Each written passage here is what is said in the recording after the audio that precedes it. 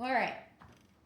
So today, I don't even know the vantage point. Today I am showing you guys the most expensive, most ultra light and ultra painful and ultra torturing black diamond. Don't even remember what it's called, but it was supposed to be an ultra light black diamond 30 liter pack. I have everything packed for the Great Divide for it.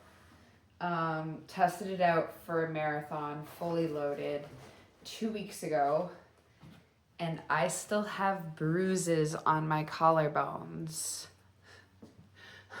from these straps. So I have my bear spray in the pocket first. So these straps are so thin and they are not meant to carry any weight in the backpack. So we fell for the marketing of the ultralight backpack. The great thing about this backpack though, it is completely waterproof. It's a dry bag. It's pretty cool. So it's not only super lightweight material, it's waterproof. So your stuff, you don't need a bag, a rain bag over or a cover for your bag.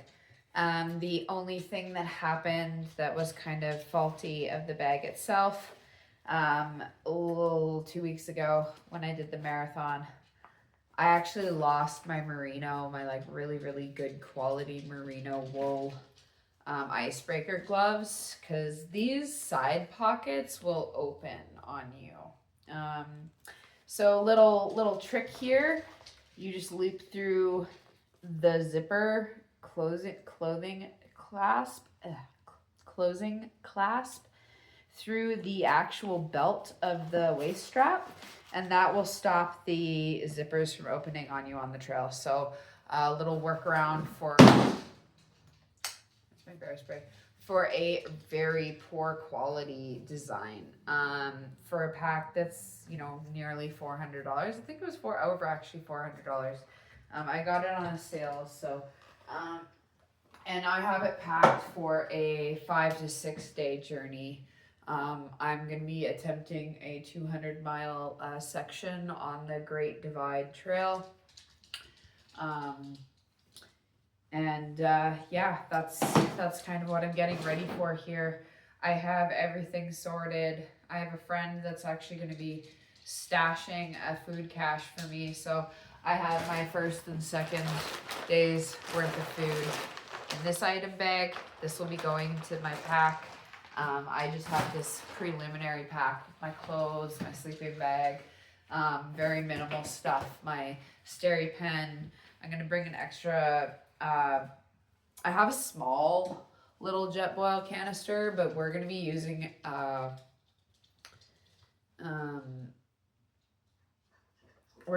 them a lot because I'll be like making coffee. I'll be doing lunches every day.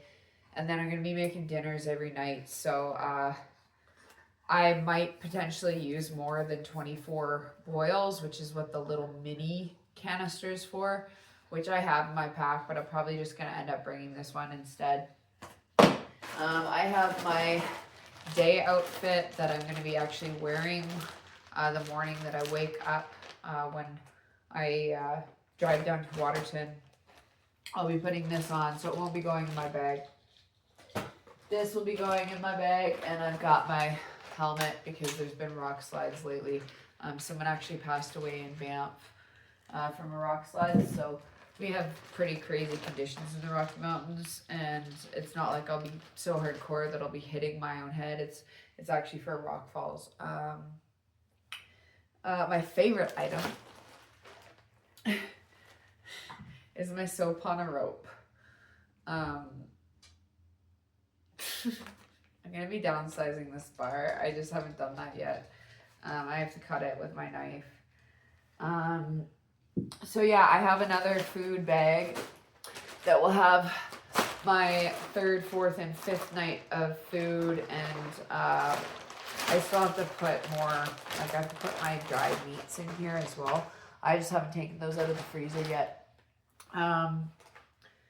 I will be getting a friend to put those in a bear locker, roughly at about 175 kilometers. So we're planning on getting to that waypoint on the end of the second day. We're fast packing, so we're going to be trying to boogie. That's why we have such light gear. We are using a 2-pound tent. And it's right here. So this is super light. It's actually smaller than this. I just had a problem packing it the other night after I practiced setting it up. But it's a really good hyper light tent system. Super small. It's not like you'll be able to really sit up in it. But it's a great little tent. I got it on REI. It's called the Appalachian 2. Yeah, other than that, I'm bringing my shiwi, my poo shovel, and I've got a couple battery banks. Bring in for food some powdered eggs, some powdered peanut butter, lots of ramen. I am actually not using filters this time around. This will be my first time using I've never used filters, but I will be using a filtration device of some sort, which is the SteriPen. So this is kind of a cool little item.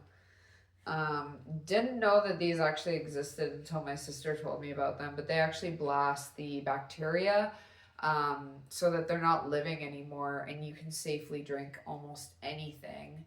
The only thing is it doesn't get rid of sediment. So if you're kind of iffy about cloudy water or sediment, this is not the right option for you. I actually have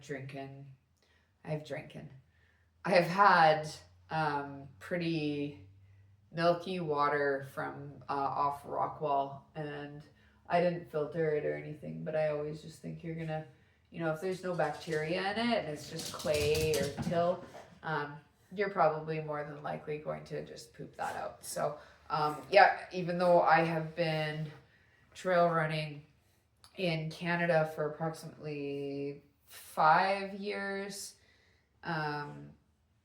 maybe longer than that. Maybe I should give myself more credit, but approximately that. I've never needed to use filters or SteriPens. So I got this from, I think it was Valhalla for $125. I think Mech charges around $200. So I'll let you be I'll let you be the judge of that. Really looking forward to getting out on the trail.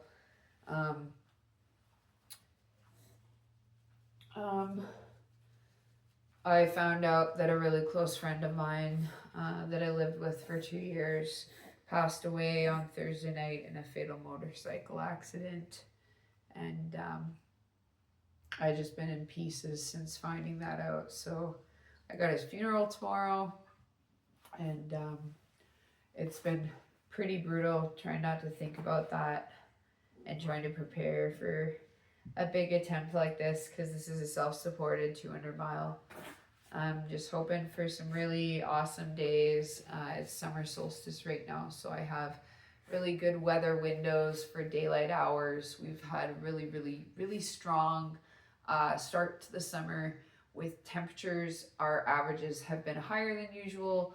The snow cap should be receded a bit more than previous summers. Looking forward to seeing what those rivers are like. We've got some serious snow down in Crow's Nest Pass last weekend. So even though it snowed about this much, it was melted and completely gone by the next day. So just have a few more things to pack up and sort out with my pack and get sorted with clothes wise. But everything's looking like it's going to be in good shape. And I'm going to be leaving on Friday to go and start my journey for it's gonna be really fun.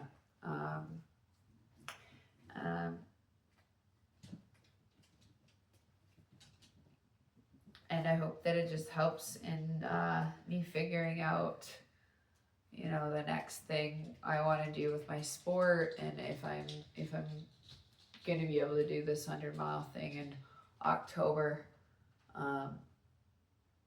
Because I've only ever done 100 kilometers, and over 16 hours. That's nothing compared to the distance that we're covering. So we're hoping for 322 kilometers, so just over 200 miles, in 5, potentially 6 days, depending on if there's trees down or if we have issues with route finding or if we get cliffed out.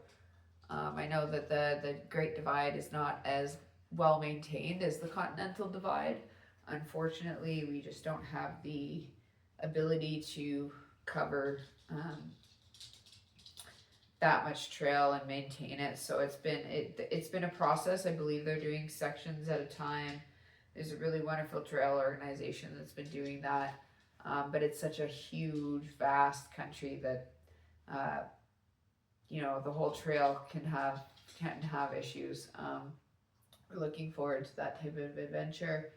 I have 5 maps here next to me. I've had on my wall since January, and it's almost time to pack them up, which is a crazy and intimidating feeling.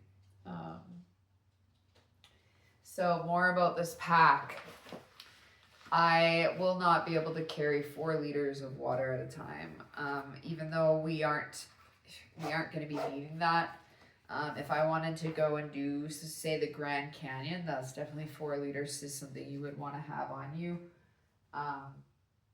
especially if there was no taps turned on. I know that seasonally there's sometimes issues with the taps, but I will be placing extra thick foam under these pathetically horrible straps here.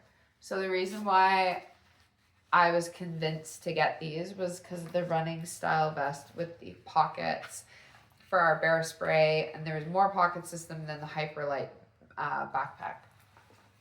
If I put these shoulder straps under it, it's actually doable. So that's my plan, is I'm gonna put these under here, and I don't know if I'm gonna tape them or what, but that's gonna be basically my workaround for how poor quality this pack is.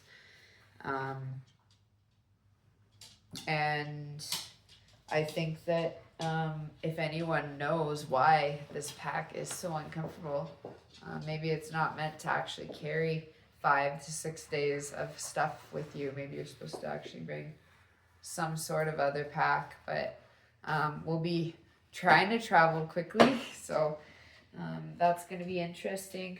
We'll be fully loaded. I have not done a degree of anything like this before, so we're planning on getting hit with weather. I've got a -7 sleeping bag. We're bringing a tent because we know we could potentially get snowed on.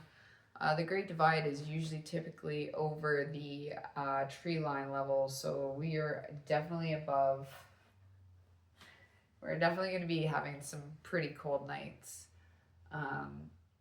But I have everything I need, and I've got some time to check over it. So looking forward to updating you guys after.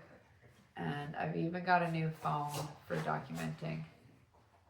Excuse me. So yeah, I'll talk to you later.